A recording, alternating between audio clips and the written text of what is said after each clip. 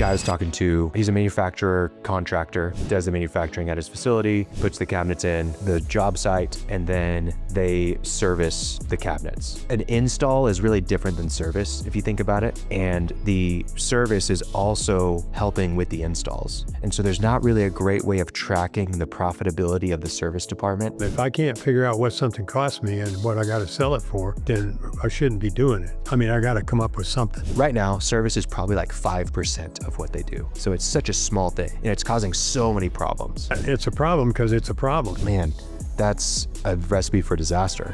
Expert advice, practical tips, real-life stories. Have less stress, more time, and more money in your business. Welcome to the Cash Flow Contractor. All right, Martin. Hopefully this short episode that we do, people will like. But I wanted to get your feedback. I'm going to present a scenario, and it's a real scenario. We can kind of back and forth on it. But guy I was talking to, he installs he's a manufacturer, contractor, right? Installs on new construction sites, does the manufacturing at his facility, puts the cabinets in at the job site, and then they service the cabinets. I'm using cabinets as an analogy here. It's not actually cabinets, but they service the cabinets. And the cabinets have to be serviced, okay? Most cabinets don't need to be, but these cabinets need to be serviced. So, I mean, they have some moving parts or something. Moving parts, yeah, et cetera. And so they have a service team. It kind of happened organically. There wasn't a lot of intentionality around it. And it just came up because the cabinets don't need to be serviced in the first year, but they've been in business for like 17 years. So they have these cabinets that are, very expensive, need to be reserviced on a regular basis, probably every 2 years, right? And then issues happen, things come up. Well, currently they don't really have, the service team is kind of mixing into the production team, if you will, meaning like an install is really different than service, if you think about it. And the service is also helping with the installs.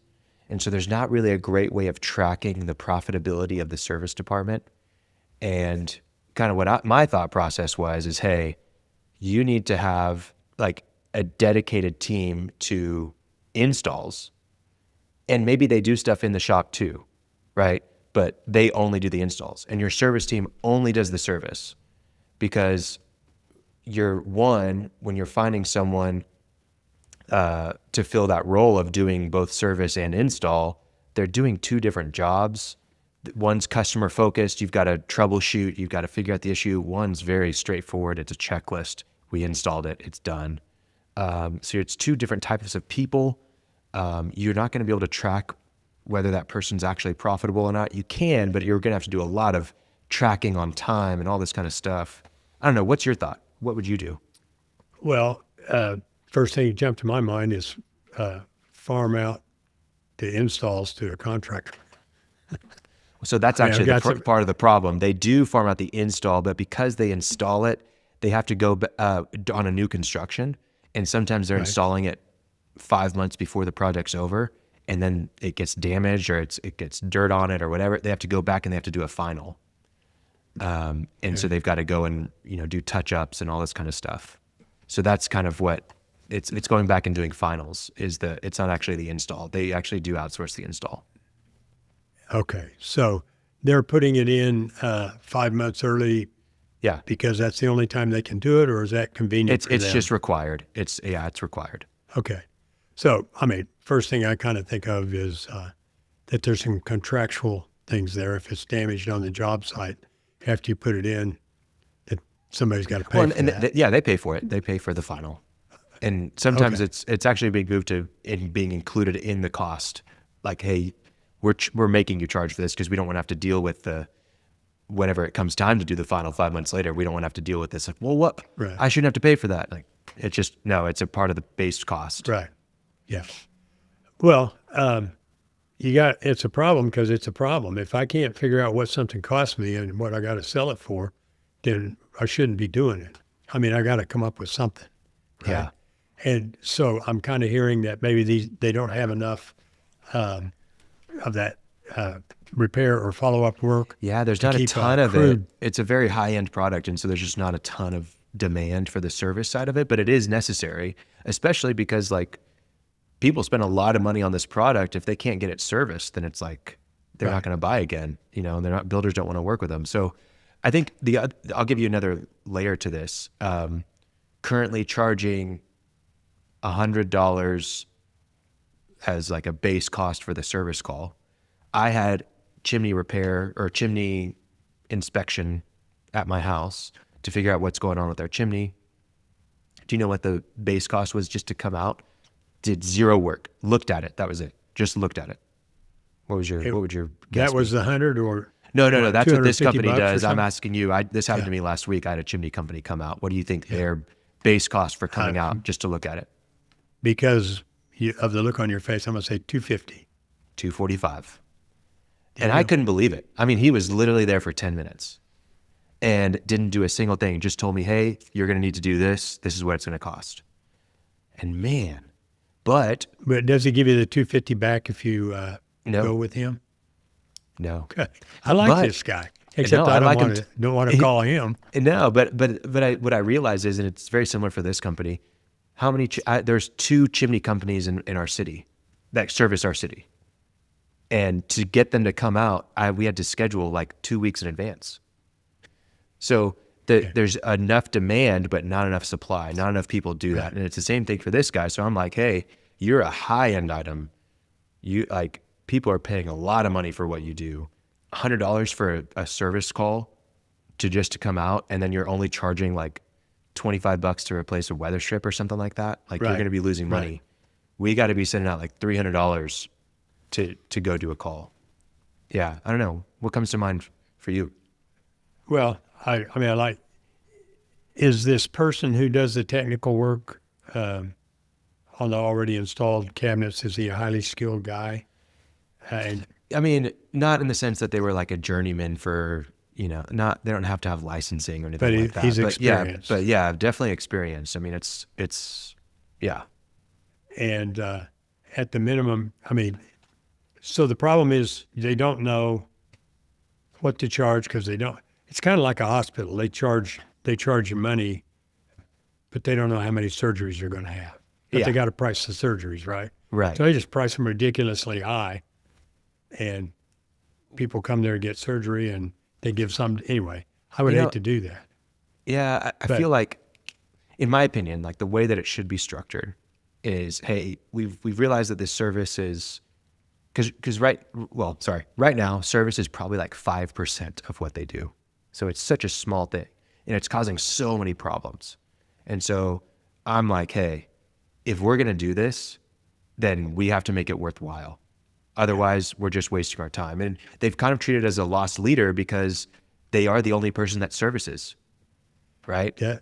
My thoughts, I mean, it sounds like it's 5% of their business because that's what they're choosing. It could be 10% or 15 or in terms of, of their business? not in terms of like workload, but maybe in terms of income, revenue. Like if they increase prices, it could be. Well, my thoughts are there is a cost to that guy that can do it, and a truck and whatever. Oh, yeah. I mean, he costs X amount. Divided by anticipated phone call or annual calls that you're forecasting, that he gets, his salary is completely paid plus 100% markup. Well, double, 50% margin. Okay. I'm just throwing out a number. So if he's making $60,000 a year, then you want to be, and all expenses in are $80,000 a year or something like that, then you want to be at $160,000 a year in revenue. Right. And I mean, that's because we don't, I don't know. But Sure. We spitballing. We're treating him like he's a separate company, Yeah. right? That's exactly what I'm saying, because right now they have it where, well, it's not a separate company because he's got to come in and do these installs or finals. And I don't want to separate him as literally or on the Sure, book. no, I know. I mean, maybe, but I just don't want to that's muddy a the guy water. I wouldn't. Here's the question: would they have that guy if he didn't have to do any installs or any go backs? That it would be necessary providing customer service essentially to our. No, if there were no customer service and no go backs, would they have that guy? If there were no customer service? No, they wouldn't. Okay. So then I don't care that he also, when he's not on a call, goes and helps pick up the other end of something. His little business, matter of fact, you can charge, I mean, if you wanted to, you can charge the normal company for his time, but probably not like that. But yeah, I would try to figure out the anticipated number of calls that he does or hours that he actually has to work and make it so that you absolutely double his salary or more. And not just salary, double his costs. Cost, yeah. Yeah. Yeah. Because there's a lot that goes into it between the truck and the insurance because they're, Yeah. That's right. Yeah. And double is, I mean, the chimney guy is more than double, I'll bet you. Oh, God. Yeah. Well, and just think like that chimney guy, it took us 2 weeks to get him out. And they're a small company, granted. Like there's only like 3 of them, that do the calls. I was talking to him, I was asking questions. But I mean, the service area is pretty large. He's driving sometimes an hour, but still 245 for 10 minutes. Yeah. It didn't do a single probably thing. Got 8 or 9 calls a day. Oh, maybe 10 calls a day. Yeah. He's crushing it. Yeah. He's crushing it. Okay. So basically, I would be bold on that until they got pushback because. Yeah. Be bold, set it up. The other thing is some of these things are heavy. And so they have to have 2 guys a lot of times. So it's not just like you're hiring one person, you got to have 2. So, I think you separate the service department. You try to make it profitable on its own. You don't have it as like a loss leader or anything like that. Like you make this a profitable endeavor. And then, you can create incentives around it because a lot of times they're working on new construction, high end. So they do one house, but they're doing like 7 houses in the neighborhood. And so when we're going back and, working on this one house after 5 years, it's likely that there's 6 other houses right near it. Yeah. And so that person should be going and reaching out to them. It requires service, even if if they didn't install it. I mean, the ones there's ones that they don't install that need service for sure. And they actually do charge more for those because mechanisms and all sorts of things are different on this install. I would charge less I'd charge more. They do. I mean, currently they charge $300 for ones that they didn't install. Quick ad break to tell you a little bit about OpenPhone. If you're a contractor that has a single cell phone, you're probably inundated with text messages and phone calls, oftentimes that you can't be responsive to or that you can't answer at all. So what's the solution? You can buy another office line with Verizon or AT&T, and you can have an iPhone that is passed around from employee to employee, depending on who's on call.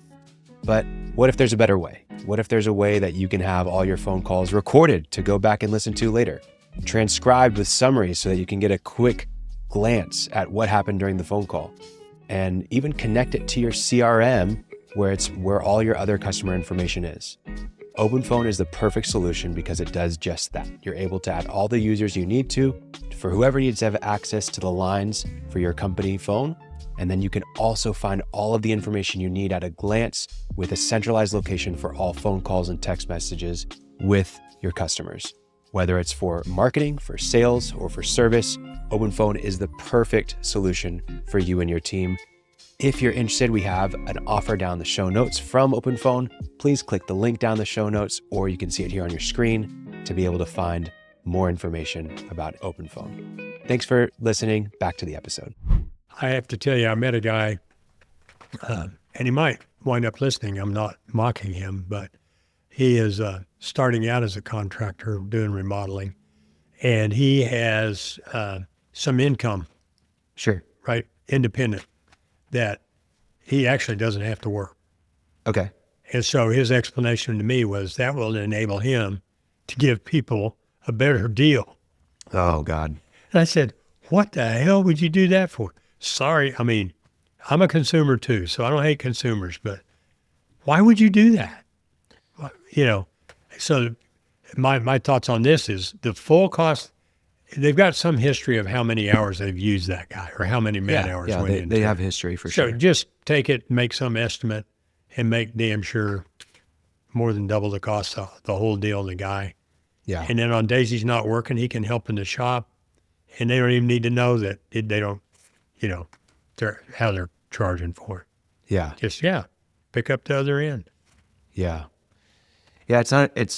I think the way that this gets created is you start thinking like, oh, well, no, if I can't service these clients, then the builder's going to get upset at me and they're not going to give me new jobs to do. And so we're going to have it as a loss leader because it gets us in with the builders and yada, yada, yada. And it's like, man, that's a recipe for disaster.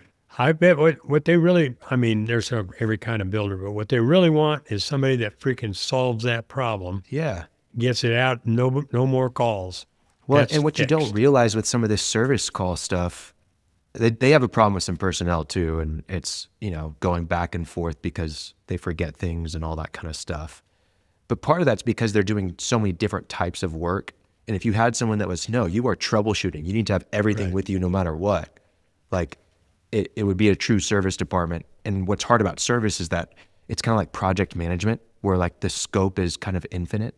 Like scope creep you don't happens all know. the time. You just don't. So you have to have like a level of, and it's what the chimney company does is like, hey, we may come in to inspect it and it only take us 10 minutes, but we may come in to inspect it and we're crawling up, 10 feet chimney, to figure out what's going on, so. Well, I can tell you right now, that wouldn't be me crawling up a chimney 10 feet. No, Yeah. that would, no, it's a classic, well, not classic, but I often think of it like hospitals. I look at them, they've got $1 billion budget or $100 million budget. And at the start of the year, they don't know how many surgeries they're going to have or what they sell, Sure. how do they price it. And if you don't know your cost, it's always hard. So we got to make some estimate. And just making sure an estimate is high enough that it's worth, if we get half, we still make money. Yeah. We get half of our estimated. Yeah. And then go out and get more than half and make a lot of money. Yeah. Yeah, that's exactly right. Well, thanks for riffing on this. Good to think about it, get your perspective. I don't know what the takeaway is for listeners, but hopefully they enjoyed it. Thanks for recording a short episode. You got to know your costs. That's the takeaway. You got to know your costs. Yeah. So, All right. See you okay, later. man. You made it to the end of the episode, but before you go, if you found yourself thinking about growing your construction business while listening today, I want to share something with you. It's called our 24 Things to Hiring and Training the Perfect Executive Assistant for Your Construction Business. And it's a free guide that we've created. It's not theory. It's what we actually use to help contractors hire the perfect executive assistant. And really, we help you find ways to delegate over 50% of your current workload and get back 20 hours of your time every single week. You didn't start your construction business to just be doing admin work, to be buried in paperwork and endless admin tasks. This is the guide that shows you exactly how to find and train someone who can actually take all that weight off of your shoulders. So this is a real actionable, great PDF that has templates and processes. It's really, really great. And I want you to check it out, even just to get your feedback and how we can make it even more valuable. But I know that you're gonna love it. The link is in the show notes. Please download it.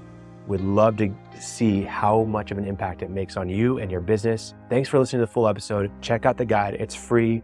No reason to hesitate. No reason to wait. Download it now. And before you go, I just want to ask for your gracious subscription to our podcast. So if you have 2 seconds, it means the world to us. Just subscribe on YouTube, Spotify, Apple, or if you'd like our weekly newsletter delivered to your inbox whenever we release an episode, please subscribe in the show notes. Every week, we're talking about real strategies on how you can grow and build a profitable construction business that runs without you, so you can have less stress, more time, and more money. Click subscribe wherever you listen to the show, and thank you again for checking out the Cashflow Contractor. See you on the next episode.